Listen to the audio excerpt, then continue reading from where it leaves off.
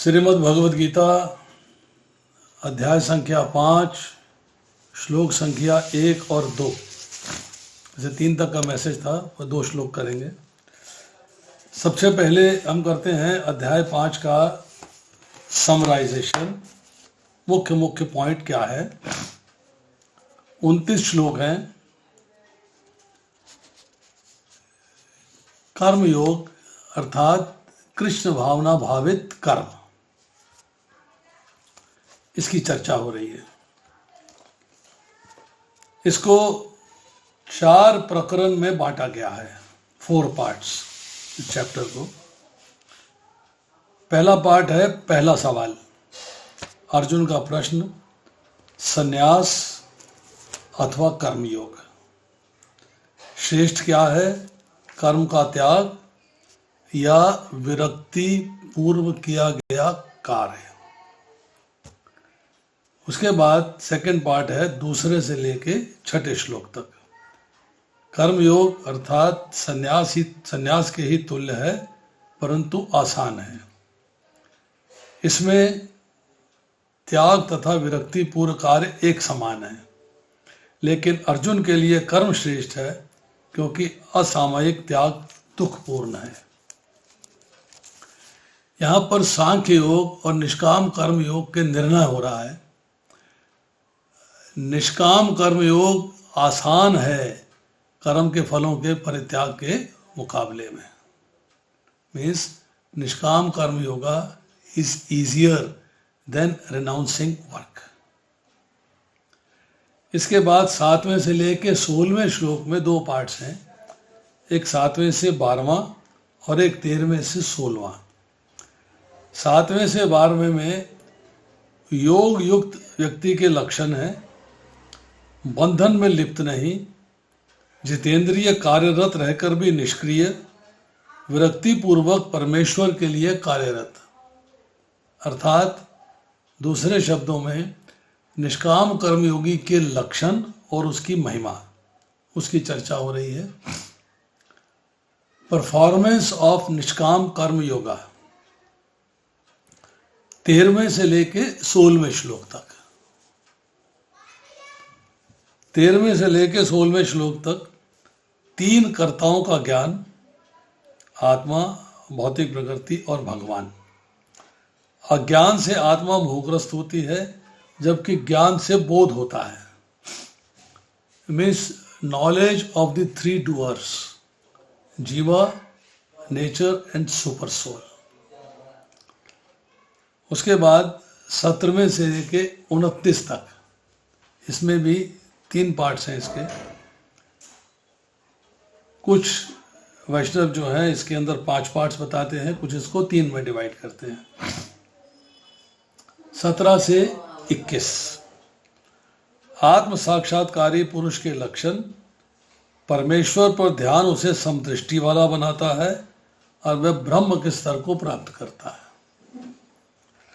22 से लेके 25 तक इंद्रिय सुख दुखपूर्ण है, अतः अंतःकरण में आनंद का अनुभव करते हुए ब्रह्मभूत अवस्था उत्तेजनाओं को जीवन के अंत तक सहन करें। और 26वें में है मुक्ति कैसे प्राप्त करें। मीन्स नॉटशेल में कहें तो liberation focusing on super soul. उसके बाद है 27 और 28 अर्ली डिस्क्रिप्शन है अष्टांग योग की, कि अष्टांग योग के द्वारा मुक्ति प्राप्त होती है, लिबरेशन थ्रू अष्टांग योग। और फिर है श्लोक संख्या 29 शांति सूत्र, शांति प्राप्त करने का उपाय। भक्ति योग अर्थात कृष्ण को समझना, peace on the platform of liberation, मुक्ति के प्लेटफॉर्म पे शांति प्राप्त होती है। तो ये जो है चर्चाएं हैं कि हमें इस टॉपिक के अंदर क्या क्या करना है, कैसे कैसे करना है, उसके बारे में चर्चा हो रही है। अब हम जो है पहला श्लोक करते हैं।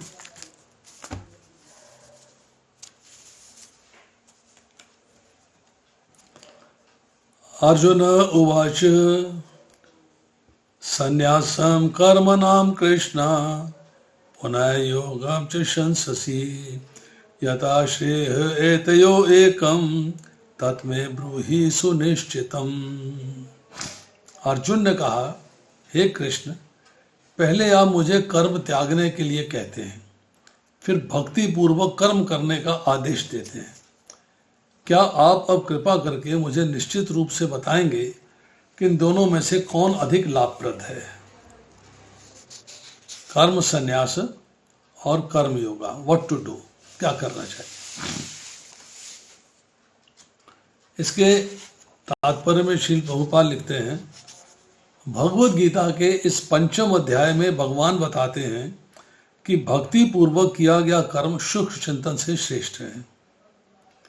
भक्ति पद अधिक सुगम है क्योंकि दिव्य स्वरूपा भक्ति मनुष्य को कर्म बंधन से मुक्त करती है। भक्ति पूर्वक किया गया कर्म शुष्क चिंतन, शुष्क चिंतन मीन्स प्रैक्टिकल एप्लीकेशन तो करी नहीं, only theory theory theory theory पढ़े जा रहे हैं, थ्योरी पढ़े जा रहे हैं, बस ज्ञान प्राप्त हो जाए, ज्ञान प्राप्त हो जाए।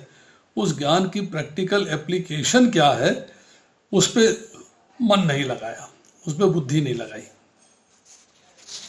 द्वितीय अध्याय में आत्मा तथा उनके शरीर के बंधन का सामान्य ज्ञान बताया गया है, 11वें अध्याय से लेकर 30वें श्लोक तक। उसी में बुद्धि योग अर्थात भक्ति द्वारा भौतिक बंधन से निकलने का भी वर्णन हुआ है। इन श्लोकों में नहीं, रादर इसके बाद के श्लोकों में चर्चा आई है। तृतीय अध्याय में यह बताया गया है कि ज्ञानी को कोई कार्य नहीं करने पड़ते। चतुर्थ अध्याय में भगवान ने अर्जुन को बताया कि सारी यज्ञों का पर्यवसान ज्ञान में होता है, किंतु चतुर्थ अध्याय के अंत में भगवान ने अर्जुन को सलाह दी है कि पूर्ण ज्ञान से युक्त होकर युद्ध करो, ज्ञान प्राप्त करो, उसको एनालाइज करो, पूरे ज्ञान को एनालाइज करो, use your art of discrimination, बुद्धि का प्रयोग करो, अपने मन के संशय दूर करो, मोह से मुक्ति प्राप्त करो और फिर पूर्ण ज्ञान से युक्त होकर युद्ध करो। अतः इस प्रकार एक ही साथ भक्तिमय कर्म तथा ज्ञान युक्त अकर्म की महत्ता पर बल देते हुए कृष्ण ने अर्जुन के संकल्प को भ्रमित कर दिया है। अर्जुन ने संकल्प किया युद्ध नहीं करूंगा, उसका डिसीजन क्या था? आई विल नॉट फाइट, युद्ध नहीं करूंगा। परंतु यहां भगवान ने कहा भक्तिमय कर्म, कर्म होना चाहिए कृष्ण के प्रति भक्ति के पूर्वक, नंबर 1। और ज्ञान युक्त अकर्म, मतलब आपको अकर्म का ज्ञान होना चाहिए कि अकर्म है क्या। अकर्म का मतलब यह है कि आपने निष्काम भाव से कर्म किया, कृष्ण के लिए ममता रहित, आसक्ति रहित और फल इच्छा रहित। 3 पॉइंट्स इन्वॉल्व हुए। अर्जुन यह समझता है कि ज्ञानमय संन्यास का अर्थ है इंद्र कार्यों के रूप में समस्त प्रकार के कार्यकलापों का परित्याग। कर्म फल का परित्याग नहीं समझ रहा है, कर्मों का परित्याग समझ रहा है कि काम ही ना किया जाए, काम नहीं करेंगे तो फल नहीं मिलेगा, ये उसके मन का भाव है। किंतु यदि भक्ति योग में कोई कर्म करता है तो फिर कर्म का किस तरह त्याग हुआ? कर्म का त्याग तो नहीं हुआ, भक्ति योग में कार्य कर रहा है। दूसरे शब्दों में वह ये सोचता है कि ज्ञान में संन्यास को सभी प्रकार से कार्यों से मुक्त होना चाहिए, क्योंकि उसे कर्म तथा ज्ञान असंगत से लगते हैं। Confusion prevails. भाई आप भक्तिमय कार्य करेंगे तो कर्म हुआ ही नहीं ना, वो तो अकर्म हो गया। पर अगर जो है वो कह रहा है कि अगर आप भक्तिमय कार्य करेंगे तो कर्म का त्याग कैसे? कर्म तो मैं कर ही नहीं रहा, तो कर्म का त्याग कैसे हो जाएगा? पहली बात। अब दूसरे शब्दों में सोचता है कि अगर मुझे कर्म का त्याग करना है, कार्यों से मुक्त होना है, तो मुझे किसी भी प्रकार का कार्य नहीं करना है, ना अपने आनंद के लिए ना कृष्ण के आनंद के लिए, मुझे कोई कार्य ही नहीं करना। ऐसा लगता है कि ये नहीं समझ पाया कि ज्ञान के साथ किया गया कर्म बंधनकारी ना होने के कारण अकर्म के ही तुल्य है। मीन्स अगर आपको नॉलेज है कि मुझे कैसा कार्य करना चाहिए, ये ज्ञान की प्राप्ति कर ली कि मुझे कृष्ण के लिए ही कार्य करना है और किसी के लिए कार्य नहीं करना है, इस ज्ञान की प्राप्ति हो गई। तब जो भी आप कार्य करोगे, जो भी कर्म करोगे, वो कृष्ण के लिए करोगे, आसक्ति रहित करोगे, ममता रहित करोगे, फल की इच्छा के रहित करोगे और निष्काम भाव से करोगे तो ऑटोमेटिकली अकर्म हो जाएगा। अतः वह पूछता है कि वह सब प्रकार से कर्म त्याग कर दे या पूर्ण ज्ञान से युक्त होकर कर्म करे। या तो मैं सारे कर्म छोड़ देता हूँ तो कर्म फल भी नहीं मिलेंगे, और या मैं पूर्ण ज्ञान से युक्त होकर कर्म करता हूँ।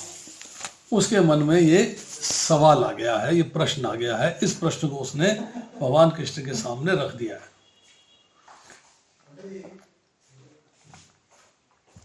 अब देखिए, इस श्लोक को थोड़ा समराइज करते हैं दूसरे तरीके से। अर्जुन जानना चाहता है कि भक्ति में किया गया कार्य या कर्म फल का परित्याग, दोनों में से बेटर क्या है। ये हमने बात पढ़ी। ऐसा लगता है कि अर्जुन नहीं समझ पाया that action in full knowledge has got no reaction. पूर्ण ज्ञान में युक्त होकर जो कार्य करोगे उसका फल प्राप्त नहीं होगा। क्यों? पूर्ण ज्ञान प्राप्त हो गया है तो केवल कृष्ण के लिए ही कार्य करोगे तो उसका फल प्राप्त नहीं होगा, भौतिक फल नहीं मिलेगा। अब डाउट, चौथे का हम 41वां श्लोक देखते हैं जरा दोबारा से। जो व्यक्ति अपने कर्म फलों का परित्याग करते हुए भक्ति करता है और जिसके संशय दिव्य ज्ञान के द्वारा विनष्ट हो चुके होते हैं, वही वास्तव में आत्मपरायण है। हे धनंजय, वे कर्मों के बंधन से नहीं बंधता। मतलब जो निष्काम कर्मयोग के द्वारा कर्म संन्यास, मतलब कर्म के फलों का परित्याग करते हैं, उनके संशय इस ज्ञान के द्वारा छेदन हो चुके हैं, अर्थात मिट चुके हैं, और वे जीवात्मा के स्वरूप को जान पाते हैं। कर्म संन्यास का अर्थ है कर्मों के त्याग की बात। अब 42वें श्लोक में भगवान कह रहे हैं, अतएव तुम्हारे हृदय में अज्ञान के कारण जो संशय उठे हैं उन्हें ज्ञान रूपी शस्त्र से काट डालो। हे भारत, तुम योग से समन्वित होकर खड़े हो और युद्ध करो। मतलब निष्काम कर्म योग, योग से समन्वित होने का अर्थ यह है निष्काम कर्म योग का आश्रय लेकर तुम युद्ध के लिए खड़े हो जाओ। अब दोनों में थोड़ी सी कॉन्ट्राडिक्शन लगती है 41वें और 42वें श्लोक में, कि कर्म फलों का परित्याग करना और भक्ति करनी, और यहाँ कह रहे हैं कि तुम जो है अज्ञान को समाप्त करके ज्ञान प्राप्त करो और ज्ञान प्राप्त करके निष्काम कर्म योग का आश्रय ले लो। वहाँ कह रहे हैं कर्म फलों का परित्याग कर देना, यहाँ कह रहे हैं कर्म योग का आश्रय ले लो। तो ये थोड़ा कंफ्यूजन हो गया कि दो कार्य एक साथ कैसे होंगे, क्या करूं? I am confused. मैं ज्ञान प्राप्त कर रहा हूं, मैंने ज्ञान प्राप्त किया है, क्या मैं कर्म संन्यास करूं या कर्म योग करूं? कर्म संन्यास मीन्स कर्म से कर्मों का परित्याग, या मैं कर्म योग करूं मतलब कर्मों के द्वारा अपने आप को जोड़ दूं। अब संन्यासम कर्मणः कृष्णा, ये बात आई यहाँ पे। संन्यासम कर्मणः कृष्णा, पहली लाइन की पहले 3 शब्द हैं ये। 1.45 पहला चैप्टर 45वें श्लोक में अर्जुन कहता है कि युद्ध करना पाप है। दूसरे अध्याय के 5वें श्लोक में कहता है कि भिक्षा के अन्न से जीवन निर्वाह श्रेष्ठ है, युद्ध नहीं करना है। और दूसरे अध्याय के 9वें श्लोक में कहता है अब मैं युद्ध नहीं करूंगा। तो ये जो कर्मों का परित्याग, युद्ध करना कर्म है ना, युद्ध करना कर्म है। तो ये जो मोह के कारण युद्ध को छोड़ रहा है, अर्थात कर्मों का त्याग जो है अर्जुन को उचित लगता है। He feels this is the right path. But this is not. अब आती है चर्चा पुनर्योगम न शंससी। अब यहाँ पर जो है चौथे अध्याय के 38वें श्लोक में जाते हैं हम। इस संसार में दिव्य ज्ञान के समान कुछ भी उदात्त तथा शुद्ध नहीं है। ऐसा ज्ञान समस्त योग का परिपक्व फल है। जो व्यक्ति भक्ति में सिद्ध हो जाता है यथा समय अपने अंतर में इस ज्ञान का आस्वादन करता है। मीन्स भक्ति में सिद्ध होना है। कर्मयोगी जो है उसको दूसरे किसी भी साधन के बिना तत्व ज्ञान की प्राप्ति नहीं हो सकती। भक्ति के द्वारा ही तत्व ज्ञान की प्राप्ति हो सकती है। सो अर्जुन जो है चौथे अध्याय के 33वें श्लोक में ज्ञान योग की प्रशंसा वर्सेस 41वें श्लोक में कर्म योग की प्रशंसा। तो यहाँ पर जो है उसके मन के अंदर जो यहाँ चर्चाएं हुई हैं उसमें कंफ्यूजन प्रिवेल हो रहा है। क्योंकि 33वें श्लोक में भगवान कहते हैं, हे परंतप, द्रव्य यज्ञ से ज्ञान यज्ञ श्रेष्ठ है। हे पार्थ, अंतर्गोत्वा सारे कर्मयोगियों का अवसान दिव्य ज्ञान में होता है। अब वो कर्मयोग करे या ज्ञान योग करे उसकी समझ में नहीं आ रहा। तो यहाँ वो क्या कहता है, यक्षेतयो करम तन्मे ब्रूहि सुनिश्चितम। दूसरे अध्याय के 7वें श्लोक में भी उसने कहा, कार्पण्य दोषो अपहत स्वभावा पृछामि त्वाम धर्म सम्मूढ़ चेता यक्षेषा निश्चितम ब्रूहि तन्मे शिष्यस्तेहं शादि माम त्वाम प्रपन्नम। उसका उत्तर भगवान ने दूसरे अध्याय के 47वें श्लोक में दिया और 48वें श्लोक में दिया। अब तीसरे अध्याय के दूसरे श्लोक में कहते हैं, तदेकम वद निश्चित ये न शेनो अहम अनुपशाम, कि अपने कल्याण की बात पूछ रहा है अर्जुन। और तीसरे अध्याय के 30वें श्लोक में भगवान ने उत्तर दिया है कि निष्काम निर्मम निसंताप होकर युद्ध कर। और तीसरे अध्याय के 35वें श्लोक में कहा है कि धर्म का पालन श्रेयस्कर होता है। अर्जुन के डाउट्स को भगवान हौले हौले स्टेप बाय स्टेप क्लियर कर रहे हैं। अब जो 5वें अध्याय के पहले श्लोक में जो आज हम श्लोक कर रहे हैं, इसमें जो प्रश्न आता है कि आप निश्चित करके मुझे बताएंगे कि दोनों में से श्रेष्ठ कौन है, कर्म को त्यागना या भक्ति पूर्वक कर्म करना। तो 5वें अध्याय के दूसरा श्लोक हम जब करेंगे वहाँ चर्चा आएगी कि कर्म योग ही श्रेष्ठ है, नंबर 1। 5वें अध्याय के तीसरे श्लोक में चर्चा आएगी कि कर्म योगी सुख पूर्वक संसार के बंधन से मुक्त हो जाता है। फिर 5वें अध्याय के 6ठे श्लोक में चर्चा आएगी कर्म योगी शीघ्र ही ब्रह्म को प्राप्त हो जाता है। सो दूसरे अध्याय का 7वां श्लोक, तीसरे अध्याय का दूसरा श्लोक, 5वें अध्याय का पहला श्लोक अर्जुन के मन में मुख्य रूप से कल्याण की चॉइस है, कल्याण की प्रधानता है। वो कल्याण के बारे में जानना चाहता है। This is his doubt, this is his question. अब आती है श्लोक संख्या 2।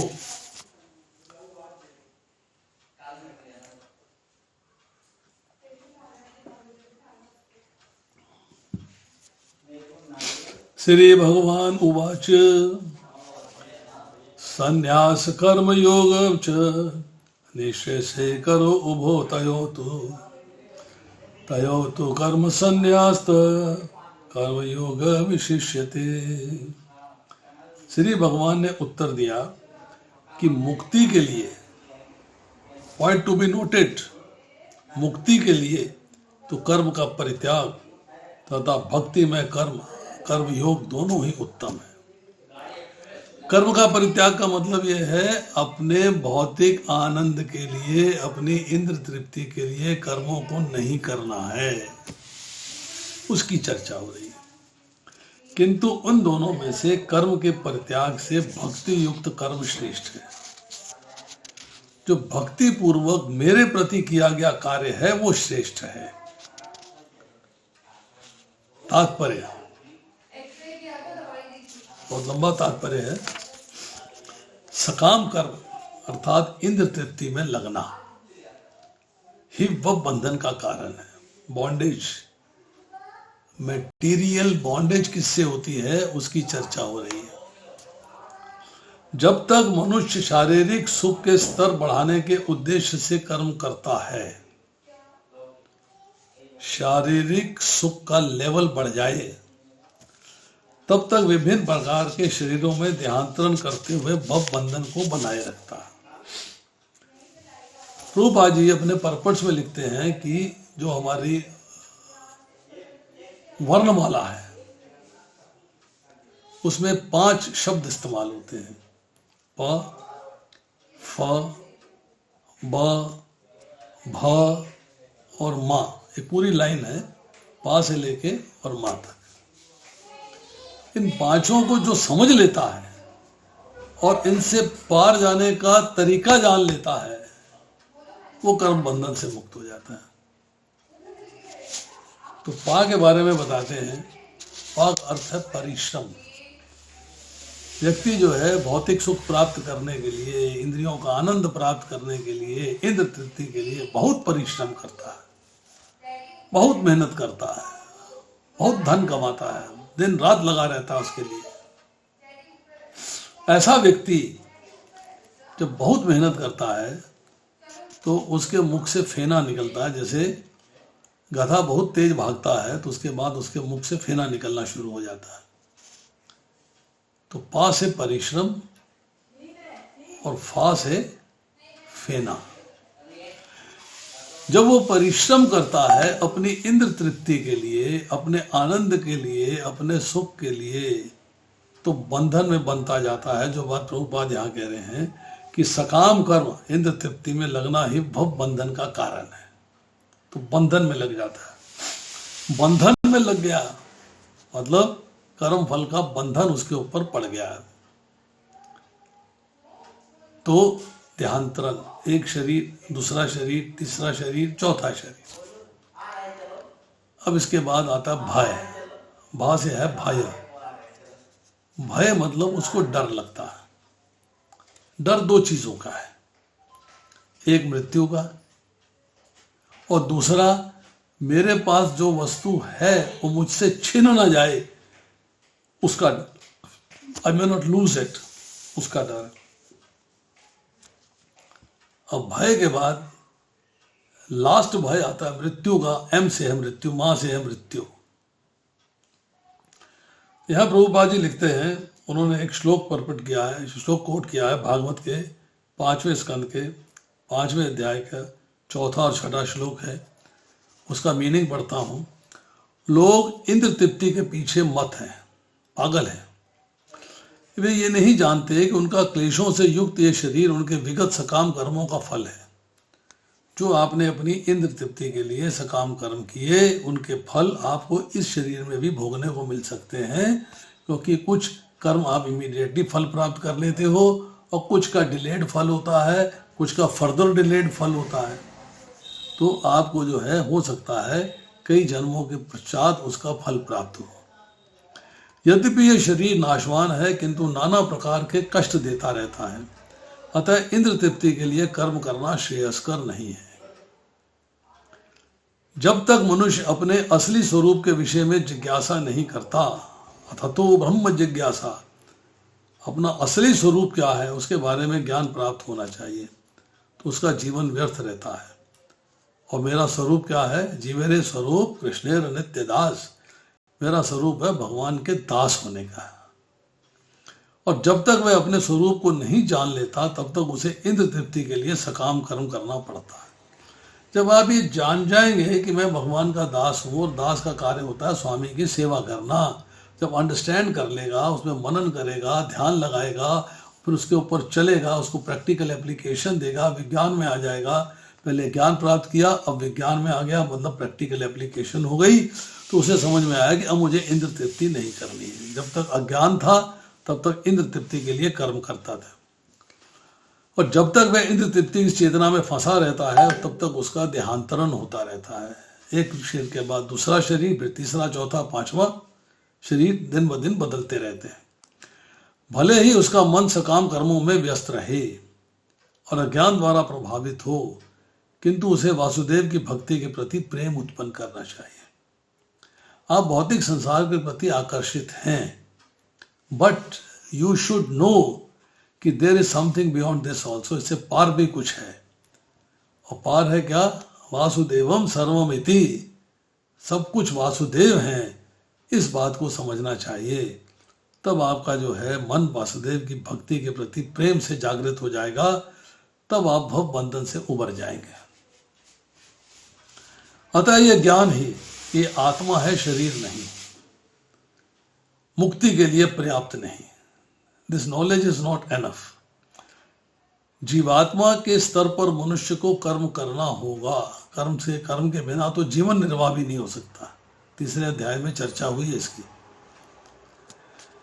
अन्यथा भव बंधन से उबरने का कोई अन्य उपाय नहीं है, किंतु कृष्ण भावना भावित होकर कर्म करना सकाम कर्म नहीं है।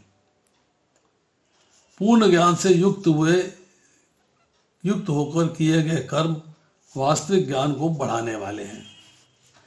अगर आप जो है कृष्ण भावना भावित होकर कर्म करते हो तो सकाम कर्म नहीं कहलाता वो।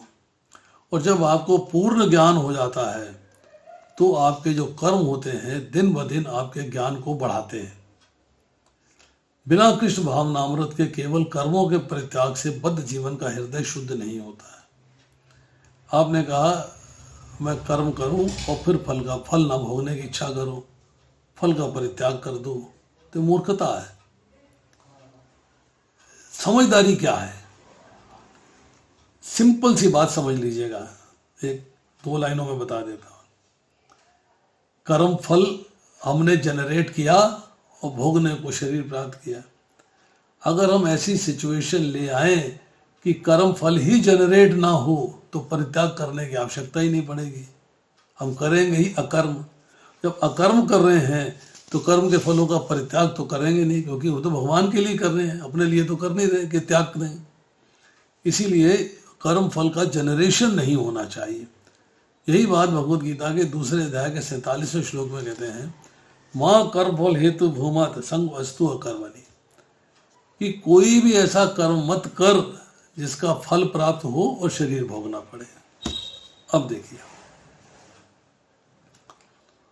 जब तक हृदय शुद्ध नहीं होता तब तक सकाम कर्म करना पड़ेगा, क्योंकि आप अपने लिए करते हो, अपने शरीर के लिए करते हो, अपने आनंद के लिए करते हो, तो सकाम कर्म करोगे। जब हृदय में शुद्धिकरण हो जाएगा, विमलता आ जाएगी, तब आप जो है सही मार्ग पे चलेंगे, कृष्ण भावना भावित मार्ग पे चलेंगे।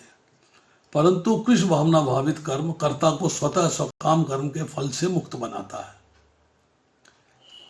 मतलब अगर आपने कृष्ण के प्रति कार्य किया है, इच्छा के रहित किया है, ममता के रहित किया है, आसक्ति के रहित किया है, तो फल तो भोगना ही नहीं है। फिर टेंशन खत्म, परेशानी है नहीं।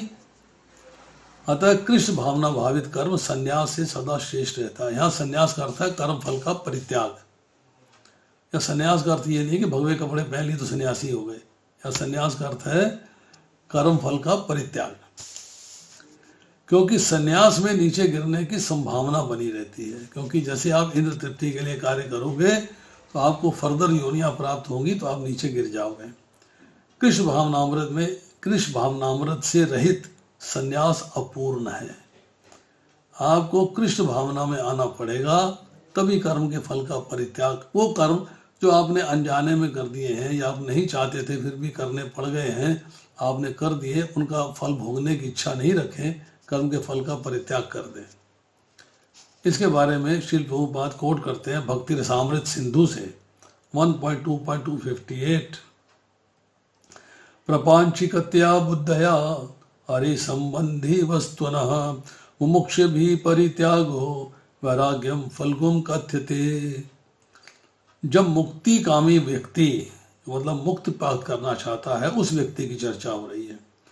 श्री भगवान से संबंधित वस्तुओं को भौतिक समझकर उनका परित्याग कर देते हैं तो उनका संन्यास अपूर्ण कहलाता है।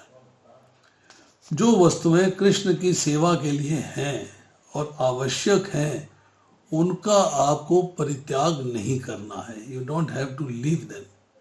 उनसे आपको छुटकारा नहीं पाना है, वो आपको स्वीकार करनी होगी।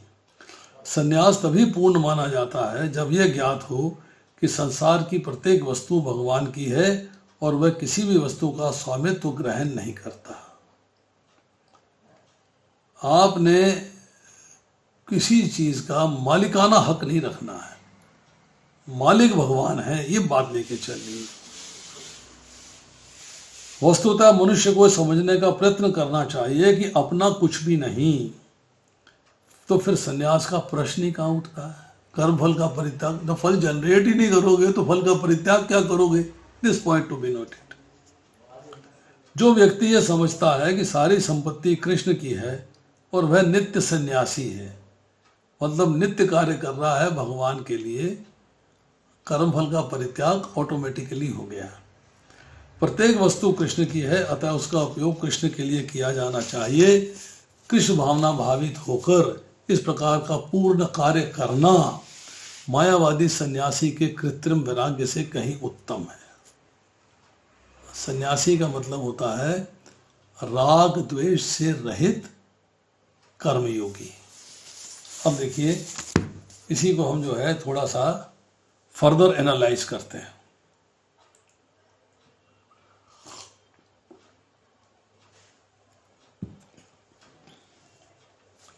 कर्म योग ज्ञान योग से श्रेष्ठ क्यों है, ये जानने का प्रयास करते हैं। 5वें अध्याय के 3 श्लोक में चर्चा आएगी कि कर्म योगी कर्म करते हुए भी सन्यासी है, वह सुखपूर्वक अनायास ही संसार बंधन से छूट जाता है। 5वें अध्याय के 6 श्लोक में चर्चा आएगी कि उसे शीघ्र ही परमात्मा की भगवान की प्राप्ति हो जाती है। 9वें अध्याय के 22वें श्लोक में चर्चा आती है योग क्षमम वहामी अहम, प्रत्येक अवस्था में भगवान रक्षा करते हैं। दूसरे अध्याय के 40वें श्लोक में नेहा विक्रम नाशवस्ति प्रत्यवायो न विद्यते, कर्म योग का थोड़ा सा भी साधन जन्म मरण रूप महान भय से रक्षा करता है। अब ज्ञान योग के बारे में चर्चा आती है 12वें अध्याय के 5वें श्लोक में, जहाँ कह रहे हैं कि ज्ञान योग का साधन क्लेश युक्त है, बड़ा डिफिकल्ट है। और 5वें अध्याय के 6 श्लोक में चर्चा आएगी कि पहले कर्म योग का साधन किए बिना ज्ञान योग होना कठिन है। भगवान के लिए कर्म करेंगे तो हौले हौले ज्ञान की प्राप्ति होती चली जाएगी। और आप कहोगे पहले मैं ज्ञान की प्राप्ति करूंगा फिर भगवान के लिए कर्म करूंगा, तो रिवर्स प्रोसेस। कर्म करने का राज, सीक्रेट क्या है? अनादिकाल से कर्म हो रहे हैं, आज से नहीं हो रहे। जब से आपने सृष्टि में कदम रखा है तब से आप कर्म कर रहे हो। सो आपको कर्म करना है राग मिटाने के लिए। राग means attraction and attachment to material world, भौतिक संसार के प्रति आकर्षण और उनसे जुड़ाव। ये बात हमने कल भी बताई थी कि यहाँ बांधा है तो यहीं से खुलेगा, यहाँ गांठ बंधी है तो यहीं से खुलेगा, यहाँ की गांठ यहाँ से नहीं खुल सकती। इसका मतलब है कि आपको छुटकारा कर्म करने से ही होगा। पहले कर्म किए अपने आनंद के लिए तो बंधन में बंध गए, अब कर्म करेंगे भगवान के लिए तो बंधन से मुक्त हो जाएंगे। छुटकारा कर्म करने से ही होना है, उसके बिना नहीं होने वाला।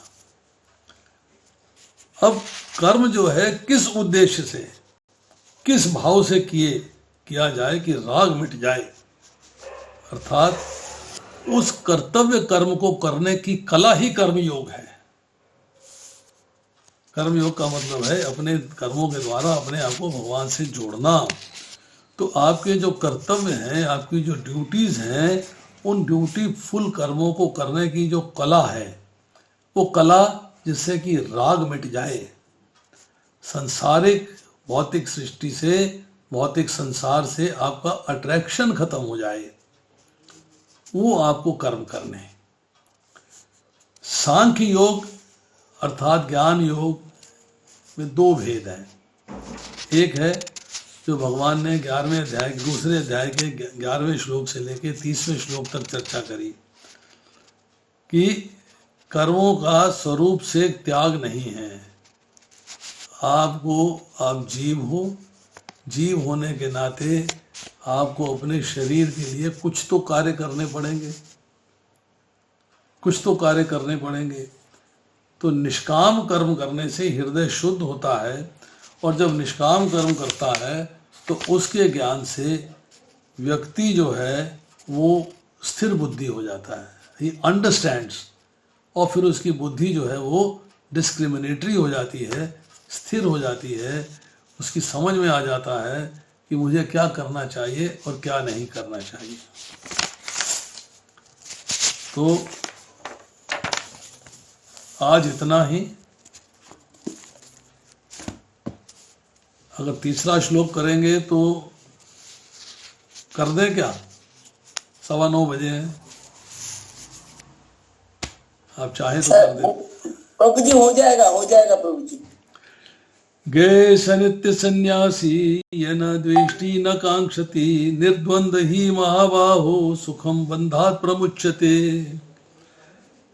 जो पुरुष ना तो कर्म फलों से घृणा करता है और ना ही कर्म फल की इच्छा करता है, वह नित्य सन्यासी जाना जाता है। हे महाबाहु अर्जुन, ऐसा मनुष्य समस्त द्वंद्वों से रहित होकर भव बंधन को पार कर पूर्णतया मुक्त हो जाता है। तो मुक्ति का रास्ता बताया भगवान ने। क्या बताया? कि द्वंद्वों से रहित होना, हानि लाभ सुख दुख हर्ष शोक इन सब से मुक्त हो जाना है। जय विजय, इससे भी मुक्त हो जाना। कर्म फल जो भी प्राप्त हो उसे घृणा नहीं करनी है, और कर्म फल की इच्छा भी नहीं करनी है। ऐसा व्यक्ति नित्य सन्यासी है। मतलब नित्य वो कर्म फलों का परित्याग कर रहा है, अर्थात नित्य जो है कृष्ण भावना भावित कर्म कर रहा है। पूर्णतया कृष्ण भावना भावित पुरुष नित्य सन्यासी है, क्योंकि वे अपने कर्म फल से ना तो घृणा करता है ना उनकी आकांक्षा करता है। ऐसा सन्यासी भगवान की दिव्य प्रेमा भक्ति के परायण होकर पूर्ण ज्ञानी होता है। आप भगवान की दिव्य प्रेमा भक्ति में लग गए, transcendental devotional service with love, devotional service with love, क्योंकि वह कृष्ण के साथ अपने स्वरूप को जानता है और भली भांति जानता रहता है कि कृष्ण पूर्ण अंशी है और स्वयं अंश मात्र है। आप भगवान के दास हो, आपकी स्थिति क्या है? मम अवंश जीव लोके जीव भूत सनातन है। जीव भगवान का भिन्न और सनातन अंश है। ऐसा ज्ञान पूर्ण होता है क्योंकि यह गुणात्मक तथा सकारात्मक रूप से सही है। आप में भी वही गुण है जो भगवान में है, उनमें अनंत मात्रा में है, आप में सूक्ष्म मात्रा में है। कृष्ण तादात्म्य की भावना भ्रांत है, क्योंकि अंशी अंश के तुल्य नहीं हो सकता और अंश अंशी के तुल्य नहीं हो सकता। ये ज्ञान की एकता गुणों की है, ना कि गुणों की मात्रा की। सही दिव्य ज्ञान है। हम जो है इसमें पढ़ते हैं, हम 6ठे अध्याय में अगर जाते हैं और 27वां श्लोक करते हैं, हम 27वें श्लोक में भगवान क्या कह रहे हैं? जिस योगी का मन मुझ में स्थिर रहता है वह निश्चय ही दिव्य सुख की सर्वोच्च सिद्धि प्राप्त करता है। वह रजोगुण से परे हो जाता है, वह परमात्मा के साथ अपनी गुणात्मक एकता को समझता है। इस प्रकार वह अपने समस्त विगत कर्मों के फल से निवृत्त हो जाता है। मतलब गुणों में दोनों हैं एक समान, पर एक में गुण सूक्ष्म मात्रा में है और एक में अनंत मात्रा में है। जिससे मनुष्य अपने आप में पूर्ण बनता है, उससे ना तो किसी वस्तु की आकांक्षा रहती है, ना किसी का शोक। उसके मन में किसी प्रकार का द्वैत नहीं रहता, क्योंकि वह जो कुछ भी करता है कृष्ण के लिए करता है। इस प्रकार द्वैत भावों से रहित होकर वह भौतिक जगत से मुक्त हो जाता है। तो राग और द्वेष से मुक्ति प्राप्त करनी है। संन्यास का अर्थ जैसे हमने पहले चर्चा करी कि सब प्रकार के कर्मों का परित्याग ही means renouncing all your duties.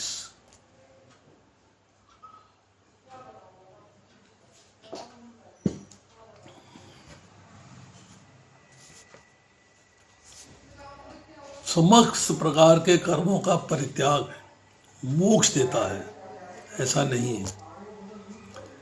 Vishwanath चक्रवर्ती ठाकुर लिखते हैं कि सन्यास न लेने वाले को मोक्ष नहीं है, ऐसा भी नहीं है।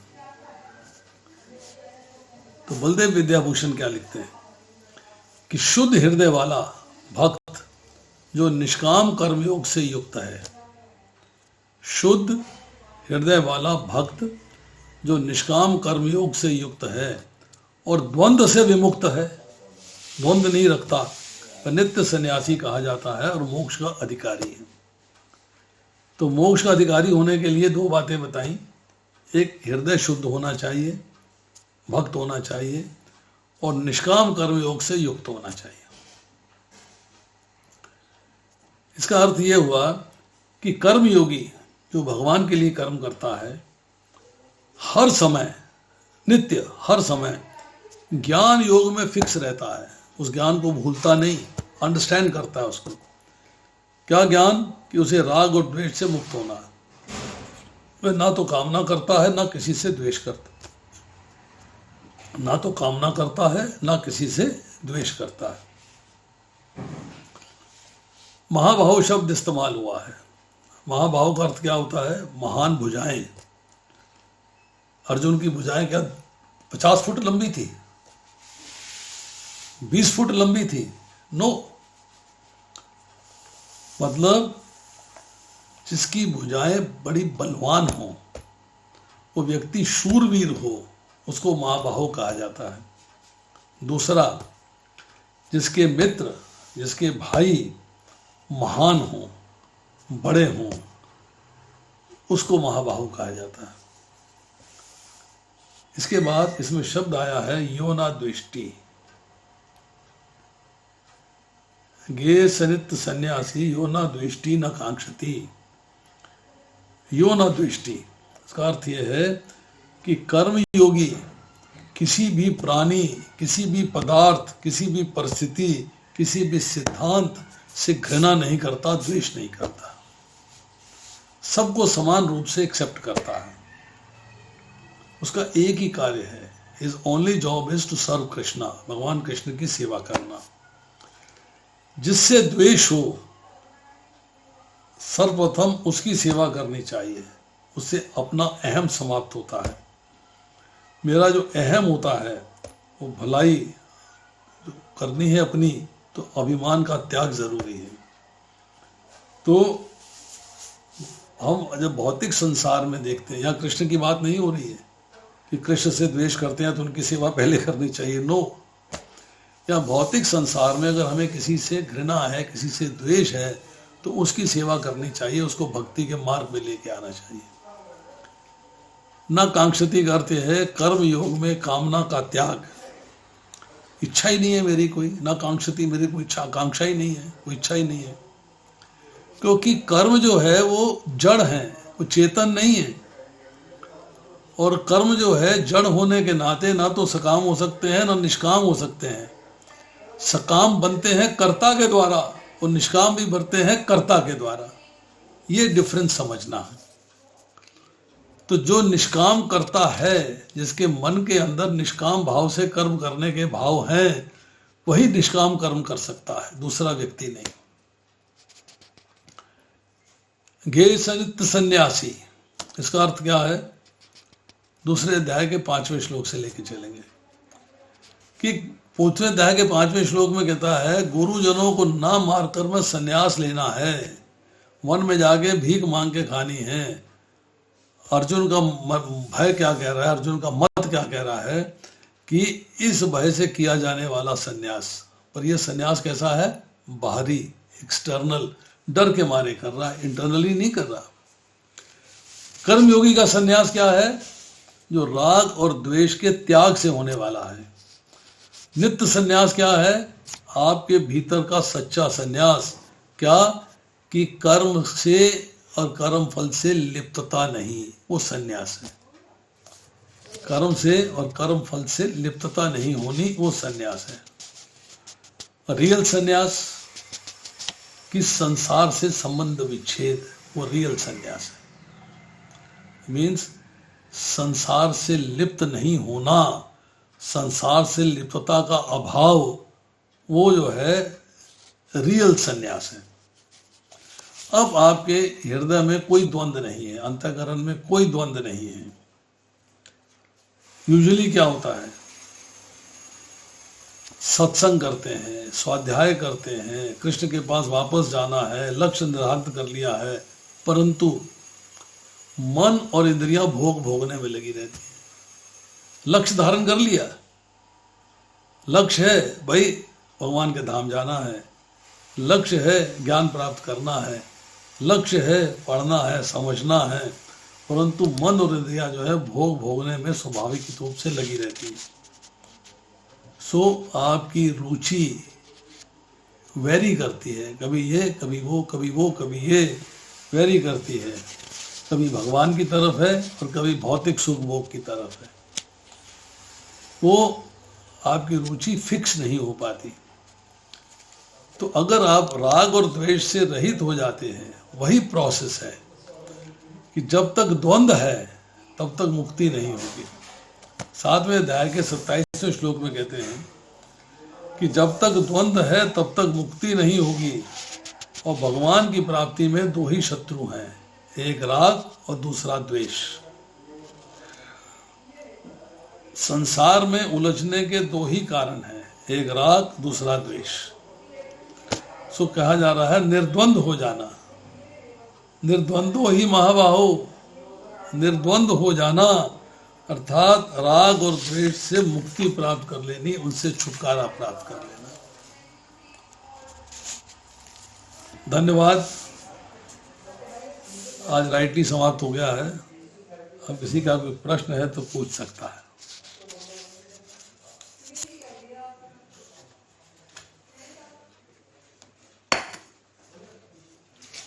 यस। हरे कृष्ण प्रभु जी, दंडवत प्रणाम प्रभु जी। इस संसार में हमारा प्रभु जी, मुझे लगता है कि सबसे ज्यादा मुश्किल जो चीज है वो है राग और द्वेष को खत्म करना। मतलब हम लोग प्रभु जी, जो हम लोग रोज आप सही कह रही हैं। देखिए जैसे जैसे हम पढ़ते जाएंगे ना,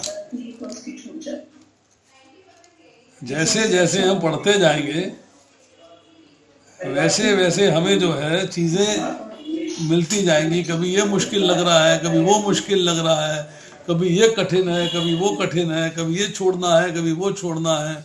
पर जैसे जैसे भगवद गीता आगे बढ़ती जाएगी वैसे वैसे आप जो है उसके ज्ञान को प्राप्त करते जाएंगे, तो वैसे वैसे आपके मन के अंदर जो है चर्निंग होगी। आपकी बुद्धि डिसाइड नहीं कर पाएगी कि वो अच्छा था, ये अच्छा है, ये अच्छा है, वो अच्छा है। तभी तो कहा जो श्रेयस्कर हो वो बताएं। तो भगवान जो श्रेयस्कर है वो बता रहे हैं। मैं आपसे एक प्रश्न करता जाता हूँ, शांति प्रदा माता जी हैं या और कोई यहाँ ये बैठे हैं अपने साहब, क्या नाम है इनका, सचिन शर्मा। प्रभु जी, आप हम सबके शिक्षा गुरु हैं। अगर कोई मंत्र हो आपके पास तो बताएं कि राग और द्वेष से कैसे छूटे। ये सबसे जो है ना वो है, मतलब मजबूत है, जो इंसान को संसार में बांध के रखता है। या तो द्वेष घुसा है उसके मन में या राग घुसा हुआ है। इससे मुक्ति, मुझे लगता है कि इससे मुक्ति सबसे ज्यादा मुश्किल है मेरे केस में। हरे कृष्णा माता जी, सबके केस में जब तक हम इस मटेरियल वर्ल्ड में कहीं ना कुछ इन दोनों में से ना अटक ही जाता है, या तो ये या वो। उर्मिल गुप्ता जी कुछ कहना चाहती हैं? नहीं प्रभु जी, मैं यही कह रही थी कि ये सिर्फ एक की प्रॉब्लम नहीं है, ये हम सबकी प्रॉब्लम है। हमें समझ ही नहीं आता। कई बार हम मोह में फंस जाते हैं, कई बार हम द्वेष कर बैठते हैं, लेकिन बाद में समझ आता है कि हमें नहीं करना चाहिए। माता जी बोलूं कुछ? मेरे मन में पता है क्या आता है? मेरे को तो यही समझ आता है कि हम कोशिश भी करते हैं ना, लेकिन हम जी रहे हैं कलयुग में। तो हम कितना भी कोशिश करें तो कलयुग का हमारे ऊपर प्रभाव रहता है। मेरे मन में ये आता है, चाहे हम हरि नाम करते हैं तो भगवान जी की शक्ति अपनी जगह काम करती है, लेकिन वो जो हमेशा रहते हैं ना, अपोजिट में कोई ना कोई होता है, तो वो कलयुग अपना प्रभाव दिखाते रहता है। बस हम कोशिश करते रहे, प्रयास करते रहे, ऐसा ही है। क्या ऐसा ही है ना प्रभु जी? सब अपना अपना ओपिनियन दे रहे हैं, बड़ा अच्छा प्रभु लग जी रहा है। आपसे जानना चाहते हैं सब कि कुछ मूल मंत्र दे हमारे को ताकि मुक्त हो इससे। बहुत अच्छा लग रहा है। देखिए, मैं एक बात कहना चाहूंगा कि आर्ट ऑफ डिस्क्रिमिनेशन यूज करना चाहिए, बुद्धि स्थिर होनी चाहिए। अगर आप, जैसे मैंने बहुत पहले चर्चा करी थी, अगर आप चाहें तो मैं एक दिन में एक चैप्टर खत्म कर सकता हूं। I can finish 1 chapter in 1 day. अगर आप चाहेंगे तो, अगर 2 घंटे का टाइम देंगे तो 2 चैप्टर खत्म कर सकता हूं। हम नहीं कर रहे। हम कभी 2 श्लोक करते हैं, कभी 3 करते हैं, कभी 4 करते हैं, कभी 1 ही करते हैं। क्यों? जब भी आप, अब एक बात मैं आपको एक दूसरी बात बताता हूं। मेरी कल जो है एक माता जी से चर्चा हुई थी। आज क्लास में वो नहीं आई है यहाँ पर। I am not finding her name, क्योंकि वीडियो तो सारे ऑन करते नहीं है, तो दीवारों से ही बात करते हैं हम लोग। उन्होंने कहा कि उन्होंने भक्ति शास्त्री करी है, परंतु समझ में कुछ नहीं आया। I am not challenging them, but जब आप 1 साल के अंदर 4 किताबें करोगे, तो या तो 2 साल में 1 किताब ना खत्म होती, वहाँ 1 साल में 4 किताबें कर दी, और यहाँ रोज करने के बाद भी नहीं खत्म हो रही, हफ्ते में 2 बार करके खत्म कर दी, तो बड़ा डिफरेंस तो है ही है।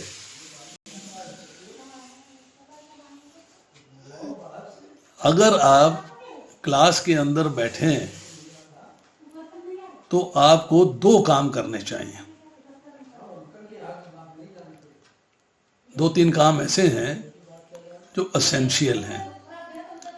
आप राग और द्वेष से छुटकारा कैसे मिलेगा, भव बंधन से छुटकारा कैसे मिलेगा, इसका तरीका जानना चाहते हैं। एफर्ट्स करते हैं क्या उसके लिए? ये बता दीजिए। रोज करते हैं प्रभु जी, रोज फेल होते हैं। ठीक है, आप एफर्ट्स करते हैं। हम लोग कहते हैं कि हम लोग हरि नाम करते हैं, हरि नाम करके हमारा छुटकारा हो जाएगा। फिर भगवत गीता पढ़ने की जरूरत ही क्या है? भक्ति शास्त्री करने की जरूरत क्या है? भक्ति वैभव करने की जरूरत क्या है? भक्ति सदाचार करने की जरूरत क्या है? फिर हमें Bhagavad Gita, nectar of instruction, nectar of devotion, Shrimad Bhagavatam पढ़ने या सुनने की जरूरत क्या है? What is the need? Hari नाम करी, बात खत्म, 16 माला जप कर ली, टेंशन खत्म हो गई, धाम पहुंच गए हम। Then why do you want to read it? Why do you want to understand? इसको एनालाइज करिए, आप एनालाइज करिए। राग और द्वेष से छुटकारा पाने का एक साधन है माला जप, मन को फिक्स करने का भगवान पे। हृदय को शुद्ध करने के लिए माला जप एसेंशियल है, मस्ट है, यू मस्ट डू इट। पर अगर आप समझते हो कि आपके लिए भगवत गीता पढ़नी या समझनी आवश्यक है, इफ यू फील कि yes it is important for me, मैं आपसे, कल शनिवार है, मैंने शायद पहले इस क्लास में चर्चा करी है कि श्रोता कितने टाइप के होते हैं। करी है पहले चर्चा क्या? यस प्रभु, करी है आपने। सही कह रहे हैं।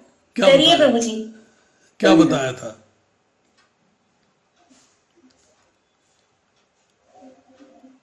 चार तरह के श्रोता होते हैं, अवर, और 4 तरह के होते हैं प्रवर। अवर श्रोता क्या होते हैं और प्रवर श्रोता क्या होते हैं? 4 वैरायटी क्या हैं? कल क्लास के बाद 10 मिनट निकाल के, कल नहीं मैं क्लास दे पाऊंगा, कल मैं घर में नहीं हूँ, संडे भी नहीं दे पाऊंगा, मंडे शायद क्लास दूंगा मैं, तो मंडे को आपसे अवर श्रोता प्रवर श्रोता के बारे में चर्चा करूंगा। उसमें सबसे बेस्ट श्रोता कौन है, उसकी 2 लाइन में चर्चा कर देता हूं। मीन श्रोता, मीन कहते हैं मछली को। जिस श्रोता में मछली के समान गुण हो, मछली अगर पानी के बिना रख दी जाए तो कुछ सेकंड में प्राण त्याग देती है, वो तड़पती है। जैसे ही पानी मिलता है तैरने लगती है, उसकी तड़पन खत्म हो जाती है। तो श्रोता वो होना चाहिए जिसे लगे कि आज भगवत गीता क्लास नहीं है तो मैं तड़प रहा हूं, सारे प्रोग्राम छोड़ के, सारे कार्य छोड़ के मुझे क्लास में जाना जरूरी है। This class is important for me. मैं यहाँ प्रेम कांता प्रभु बैठे हुए हैं, मैं इनकी तारीफ करूंगा। I appreciate. जब ये मेरे साथ गुड़गांव आया करते थे, 4 साल हम गुड़गांव आए, 2003 से लेके 2007 तक। एवरी संडे हमारा गुड़गांव का प्रोग्राम होता था। ये मेरे से 12-13 किलोमीटर और परे रहते थे। मैं गुड़गांव से कोई 24 किलोमीटर दूर था, ये 12 किलोमीटर और दूर थे। ये सवेरे 7:30 बजे, 7:45 बजे मेरे घर आ जाते थे और मेरे साथ चलते थे। एक ये थे, एक माधव पुत्र प्रभु थे, 2 लोग थे कि हमें गुड़गांव जाना है। और घरों में कथा करते थे, कोई सेंटर नहीं था, कोई मंदिर नहीं था, घरों में कथा किया करते थे। जाके खुद हम आल्टर लगाते थे, खुद दरिया बिछाते थे, खुद व्यासासन लगाते थे, खुद भगवान का आल्टर लगा के माला वाला सजा के अपना साउंड सिस्टम घर से लेके जाते थे, माइक लगाते थे, स्पीकर लगाते थे, साउंड सिस्टम ऑन करते थे, बजा के देखते थे, सब कुछ करते थे। अब इनके जो है ससुराल में बच्चे का जन्मदिन है, कहते भाई मैं तो पहले क्लास अटेंड करूंगा, प्रोग्राम खत्म करने के बाद आऊंगा मैं, not before that. This was worth appreciating. This was कि interest in spiritual knowledge, interest in Bhagavad Gita, interest in serving the lord. ये कहते, मुझसे कहते प्रभु जी ऐसा करना, आज आप आल्टर वाल्टर लगा लेना अपने आप, मेरे वाइफ के भतीजे का जन्मदिन है, मैं वहाँ जा रहा हूँ, उनकी मैरिज एनिवर्सरी है, मैं वहाँ जा रहा हूँ। नहीं, no programme of any kind. क्योंकि गाड़ी में हम जो है अगर 3 घंटे गाड़ी में बिताते थे तो गाड़ी में भगवत गीता पे ही चर्चा होती थी और कोई चर्चा नहीं होती थी। ये जो मीर श्रोता है, जो तड़पता है, उस जैसा बनना है हमें, उस जैसा बनना है। अगर मैं श्रोता हूं या मैं सुनने वाला हूं या मैं बोलने वाला हूं तो मेरे ड्रिप लगा हुआ है, मैं तब भी लेक्चर दे रहा हूं। मैंने कभी ये नहीं सोचा कि मैं बिस्तर पे लेटा हूं तो मैं लेक्चर नहीं करूंगा। इसी कमरे में साइड में बॉटल लगी हुई है, लेक्चर चल रहा है, मुंह से बोलना है, करेंगे। वो अपना कार्य कर रही है, मैं अपना कार्य कर रहा हूं। जब तक आपके मन के अंदर दुआ नहीं आएगा, दुआ उर्दू वाली दुआ नहीं, दुआ means discovery, understanding and application. जब तक आप हर श्लोक को पढ़ के घर में पहले पढ़ेंगे दिन के अंदर कि आज ये श्लोक अनाउंस हो गए हैं, मुझे पढ़ना है, वो श्लोक आप पढ़ के आएंगे, डिस्कवर करके आएंगे कि इसमें क्या चीज़ समझने वाली है, क्या चीज़ मुझे समझनी चाहिए, डिस्कवर करेंगे। फिर उसको अंडरस्टैंड करेंगे। खुद नहीं कर पा रहे हैं तो हम अंडरस्टैंड कराएंगे, फिर आप उस पर देखेंगे इसको जीवन में एप्लीकेशन। जैसे माता जी ने सवाल किया कि राग द्वेष से मुक्त होने का तरीका क्या है, एप्लीकेशन है कि how do you get rid of राग एंड द्वेष, कैसे मुक्ति प्राप्त करेंगे, कैसे छुटकारा मिलेगा राग और द्वेष से, इससे भव बंधन से छुटकारा हो जाए और हम भगवान के धाम जा सकें। So that art has to be practiced, art has to be learnt वो आर्ट सीखनी पड़ेगी। वो आर्ट को सीखने के लिए भगवत गीता को सीखना पड़ेगा, और भगवत गीता सीखनी पड़ेगी उससे जो आपको परंपरा में हो और आपको ठीक से समझा सके। जिस दिन ये भाव आ जाएगा कि यस मैं मेन श्रोता बनना चाहता हूं, और मैंने पहले से पढ़ लिया है घर के अंदर, मैंने इम्पोर्टेंट जो हमने आपको कोचिंग क्लास दिया है ट्यूसडे का, उसमें आपके पास परपट के अंदर ये चीज़ें जो हम पांचवा अध्याय कर रहे हैं हम कर चुके हैं परपट्स में। ये आपको अंडरलाइन करना चाहिए कि मुझे क्या चीज़ सीखनी चाहिए श्लोक के अंदर से। That is discovery. मैंने डिस्कवर किया, फिर मुझे अंडरस्टैंड करना है, फिर मुझे अप्लाई करना है। आप देखेंगे कि आपके जीवन का नजरिया बदल जाएगा, सिस्टम ही चेंज हो जाएगा आपका। You will find A ट्रेमेंडस change in your life, ट्रेमेंडस change. आप उस चेंज का मुकाबला नहीं कर पाएंगे। प्रभुपाद के परपट्स मार्वलस है, मार्वलस, साधारण नहीं है। प्रभुपाद कहते हैं मैंने नहीं लिखे, ये कृष्ण ने मुझसे लिखवाए हैं, बस ये समझ लीजिएगा। श्लोक भी कृष्ण की वाणी है, परपट भी कृष्ण की वाणी है। आप जितने प्रश्न करेंगे उतनी बात समझ में आएगी कि यस आपने श्लोक को समझने का प्रयास किया। अगर आप प्रश्न नहीं करते हैं तो मैकेनिकल है, सुना यहाँ से यहाँ निकल गया, चलो कल सवेरे दूसरा सुन लेंगे, परसों तीसरा सुन लेंगे, उसके बाद चौथा सुन लेंगे। नहीं, you have to read, read and read. आप कोशिश करिए। राग और द्वेष से मुक्त होने की जब बात कही तो पहले समझ लीजिए राग है क्या। राग है अटैचमेंट एंड अट्रैक्शन। उसके लिए सबसे पहले स्थिर बुद्धि होना पड़ेगा। दूसरा, आपको अपनी पंडा जागृत करनी पड़ेगी। मीन्स आपकी जो विवेक है, जो आर्ट ऑफ डिस्क्रिमिनेशन है, उसको एक्टिवेट करना पड़ेगा कि before everything you should take a second to analyse, is it necessary और इज इट नॉट नेसेसरी। क्या ये भक्ति के अंदर प्रयुक्त होता है या भक्ति में प्रयुक्त नहीं होता है। अगर नहीं होता है तो how can I avoid it, कैसे अवॉइड कर सकते हैं इसको। तब आप जो है उस भौतिक संसार की अटैचमेंट से छुटकारा पा सकोगे, भौतिक संसार से संबंध विच्छेद कर सकोगे। कैसे कि भौतिक संसार में रहते हुए भौतिक संसार से लिप्त नहीं होना है। इसी के अंदर हम आपको एक श्लोक पढ़ के सुनाते हैं। 10वां श्लोक है 5वें अध्याय का। जो व्यक्ति कर्म फलों को परमेश्वर को समर्पित करके आसक्ति रहित होकर अपना कर्म करता है, वह पाप कर्मों से उसी प्रकार अप्रभावित रहता है जिस प्रकार कमल पत्र को जल छू नहीं पाता। मतलब आपको कैसे रहना है संसार में, जैसे कीचड़ में कमल रहता है पर कमल जो है कीचड़ से लिप्त नहीं होता, इसी तरह आपको इस संसार में रहना है पर संसार से लिप्त नहीं होना है। Attraction, point of attraction Krishna है, संसार नहीं है।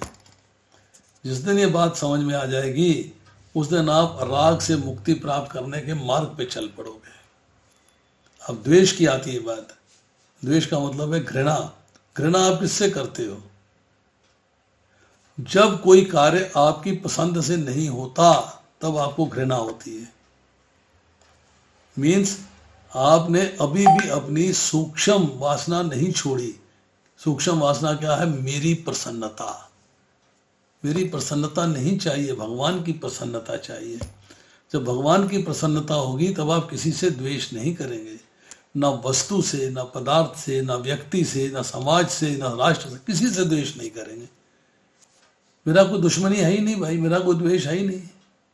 मेरा भौतिक संसार से भी द्वेष नहीं है, अपने शरीर से भी द्वेष नहीं है, क्योंकि पॉइंट ऑफ अट्रैक्शन कृष्ण बन चुके हैं, इसलिए द्वेष होता ही नहीं। मेरा उनके साथ कोई इन्वॉल्वमेंट ही नहीं है, देखिए, दुख कब होता है? एक सिंपल सा क्वेश्चन है, दुख कब होता है आपको? जब आपकी कामना की पूर्ति ना हो, तब दुख होता है। मतलब सुख की प्राप्ति की इच्छा है कामना की पूर्ति के द्वारा, और सुख की प्राप्ति नहीं हो पा रही है, इसलिए आपको दुख होता है। पर अगर आप सुख की प्राप्ति, कामना की पूर्ति की इच्छा ही नहीं करोगे, विहाय कामान या सर्वान पुमान चरती निष्प्राय, भगवत गीता बता रही है, निष्प्राय हो जाओ, अट्रैक्शन ही नहीं है, तो आपका द्वेष ही नहीं होगा। नफरत किससे करोगे? घृणा किससे करोगे? द्वेष किससे करोगे? समभाव से देखना है। विद्या विनय संपन्ने ब्राह्मणे गवि हस्तिनी सुनी चाहे शुपाक चाहे पंडिता समदर्शना, आपके जीवन में बदलाव आना शुरू हो जाएगा और राग द्वेष से मुक्ति प्राप्त। इट्स नॉट बटन नहीं है बिजली का, दबाया तो बत्ती जल गई। No, it is a gradual process. उस ग्रेजुअल प्रोसेस में फर्स्ट पॉइंट है अपनी बुद्धि को स्थिर करना, सेकेंड पॉइंट है पंडा को जागृत करना, मीन्स आर्ट ऑफ डिस्क्रिमिनेशन होनी चाहिए कि शैल आई टेक इट और shall I not take it, shall I do I need it और do I don't I need it, वो लेवल पे लेके आना है। हम लोग जो है जिस दिन वो चीजें समझना शुरू कर देंगे, उस दिन हम किसी से घृणा नहीं करेंगे। भाई हम किसी का दुश्मनी कर ही नहीं रहे, हमसे कौन दुश्मनी करेगा? जब हम किसी का बुरा चाह ही नहीं रहे हैं, हम किसी से दुश्मनी कर ही नहीं रहे हैं, किसी को अपशब्द कह ही नहीं रहे हैं, किसी का बुरा कर ही नहीं रहे हैं, तो हमसे कौन दुश्मनी करे? किससे हम घृणा करेंगे? भौतिक संसार की चीजों से हम घृणा नहीं करेंगे, वही चीजें इस्तेमाल करेंगे जो भक्ति में प्रयुक्त होती हैं। बाकी से हमारा इंटरेस्ट ही नहीं है। मैं जा रहा हूँ, मेरे घर के आसपास 3 मॉल है, 3-4 मॉल है, आज तक गया नहीं वहाँ। भाई मेरी नीड ही नहीं है, I don't need it, why should I go there? जाऊँगा, चीज़ें आकर्षित करेंगी, फिर उनको ले आऊँगा, फिर उसके लिए पैसा कमाऊँगा, फिर मैं यार क्लास छोड़ के पैसा कमाने में लग जाऊँगा। काहे भैया, जितना भगवान दे रहे हैं बहुत अच्छा है, गुजारा चल रहा है, बस जहाँ कमी होती है वहाँ भक्तगण पूरी कर देते हैं, बात खत्म। Why should I bother? Tension क्यों करनी? टेंशन नहीं करनी। तो राग और द्वेष से मुक्ति प्राप्त करनी है, यही प्रभुपाद कह रहे हैं। भाई भव बंधन का कारण है। जैसे जैसे पर्पट्स पढ़ते जाएंगे वैसे वैसे क्लैरिटी आती जाएगी। इंद्र तृप्ति बंधन का कारण है, राग और द्वेष बंधन का कारण है, अपने आनंद के लिए कार्य करना बंधन का कारण है। तो ये सब बंधन के कारण जो है, एक कारण थोड़ा, कई कारण है, पर सब एक दूसरे से कनेक्टेड है। एनीवे, यस शांति प्रदा माता जी, कुछ बातें समझ में आई? जी प्रभु जी, आपने बहुत अच्छे से समझाया, पर कितने दिन यहाँ पर रखी रहेंगी और कितने दिन एप्लीकेशन होगा ये डिपेंड करता है। आप बहुत बारी बहुत अच्छी अच्छी चीजें बताते हैं, पर प्रैक्टिकली हम लोग फेल हो जाते हैं प्रभु जी। हमारे इमोशंस हावी हो जाते हैं हम पर और हम फेल हो जाते हैं। तो हमें अपने इमोशंस को कंट्रोल करना, ये स्थिर बुद्धि है प्रभु जी। जब हम अपने इमोशंस को कंट्रोल करना सीख जाते हैं। मैं आपको बताता हूँ, सुनिए, बुरा ना मानिएगा मेरी बात का, कोई भी बुरा ना माने।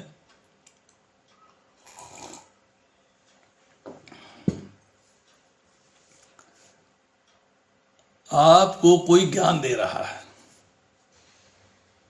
एग्रीड? आप उसकी क्लास में ज्ञान लेने ही आए हैं, ये भी आप एग्री करते हैं। ज्ञान के अलावा आपकी कोई इच्छा नहीं है, ये भी आप एग्री करते हैं। आपके मन में उसके प्रति एक आदर मान सम्मान का भाव है। वो नहीं चाहता कि आप उसको आदर दो, मान दो, सम्मान दो, माने ना माने देना, कीर्तनीय सदा हरि।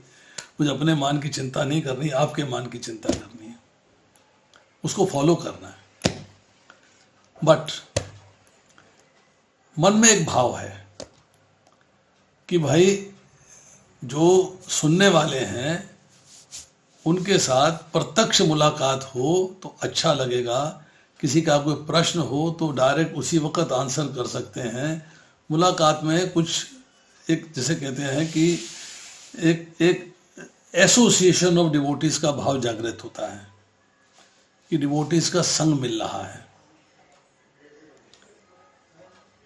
हमने प्लान किया हमारा 7:30 बजे या 7:45 बजे लेक्चर, 7:30 बजे लेक्चर है, हम 6 बजे आ जाएंगे। मिलने वाले कितने लोग आए? 3, 2 या 3, बाकी को आया ही नहीं, उनका इंटरेस्ट ही नहीं है। हमें बुरा नहीं लगा, ठीक है, इट्स एवरीबॉडीज चॉइस, पर मैं ये सोचता हूं कि दे मिस समथिंग, उन्होंने कोई चीज मिस करी है। उनके पास एक चांस था कि 1-to-1 क्वेश्चंस पूछ सकते थे, बैठ के 1-to-1 मुलाकात कर सकते थे, नहीं करी। मुझे क्या फर्क पड़ता, मुझे तो जाना ही था, मुझे तो लेक्चर देना ही था। मैं आधा घंटा जल्दी चला गया तो भी फर्क नहीं पड़ता, 1 घंटा जल्दी चला गया तो भी फर्क नहीं पड़ता, टाइम पे पहुंच गया तो भी फर्क नहीं पड़ता। मैं तो कथा करने गया हूं, कथा करके आ जाऊंगा। बट यू शुड रियलाइज कि डिवोटी एसोसिएशन भक्ति की पहली सीढ़ी है, first step is devotee association. Prabhupada को पढ़िए आप,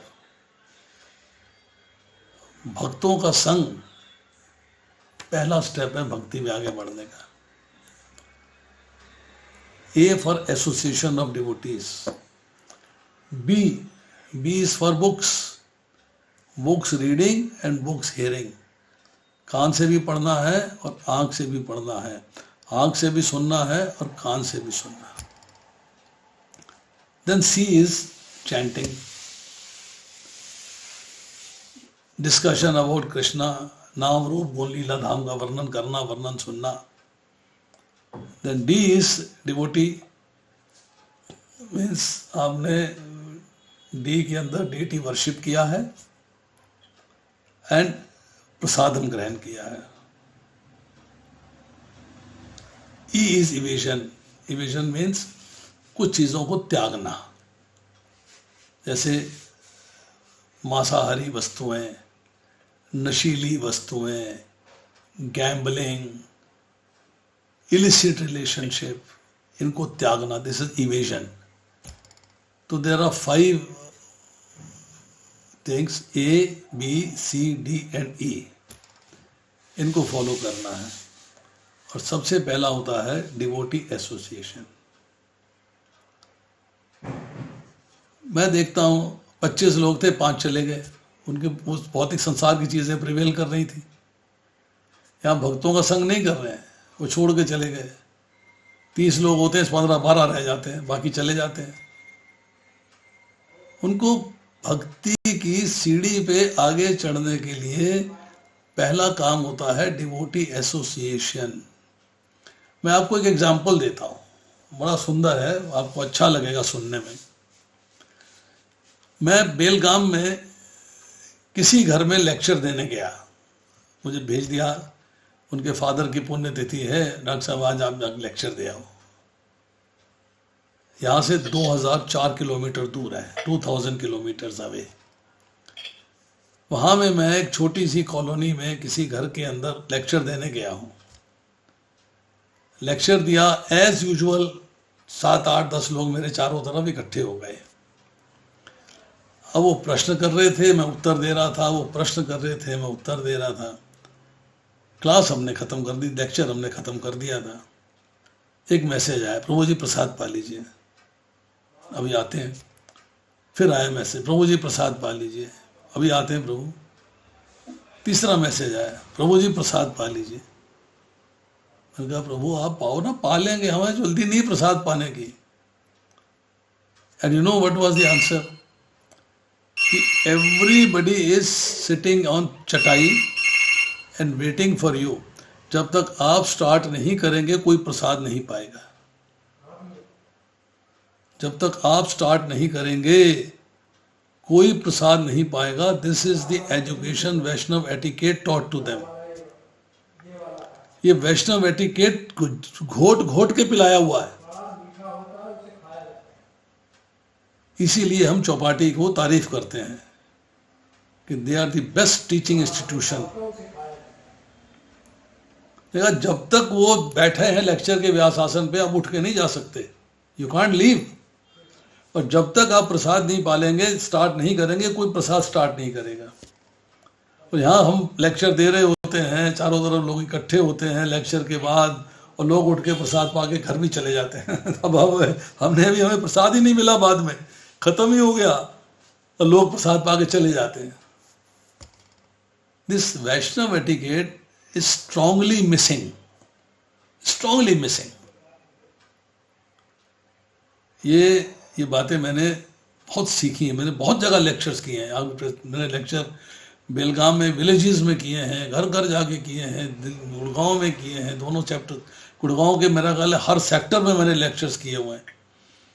मैंने पानीपत में लेक्चर्स मैं अब भी करता हूँ, मैं रोहतक में किए हुए हैं लेक्चर, मैंने नोएडा में किए हुए हैं लेक्चर्स, मैंने कोट द्वार में किए हुए हैं, लखनऊ किए हैं, कानपुर किए हैं, इलाहाबाद किए हैं, मैंने मेरठ में लेक्चर्स किए हैं, मैंने दिल्ली के हर सेंटर में लेक्चर्स किए हैं, हर दिल्ली के हर कॉलोनी में लेक्चर्स किए हैं, बेलगाम में लेक्चर्स किए हैं, नासिक में लेक्चर्स किए हैं, गोवा में लेक्चर्स किए हैं। I've lectured at many places, और मैं हर जगह से लर्न करके आया हूँ। I've learned things, सीख के आया हूँ मैं उनसे। कई जगह पे वैष्णव एटिकेट सीख के आया हूँ। Yes, how do they follow, कैसे जिंदगी में फॉलो करते हैं, ये बात मैंने वहां से सीखी। Anyway, there's nothing to hurt you.